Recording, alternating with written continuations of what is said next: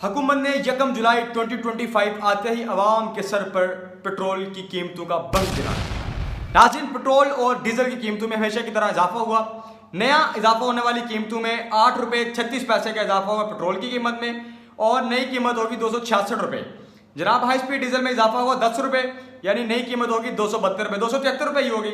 मैं कोशिश करूंगा पिछला 5 माह का ग्राफ दिखाने की कि पिछले 5 माह में कितनी बार पेट्रोल की कीमत में इजाफा हुआ, कितनी बार कमी हुई, डीजल की कीमत में कितनी बार इजाफा हुआ, कितनी बार कमी हुई।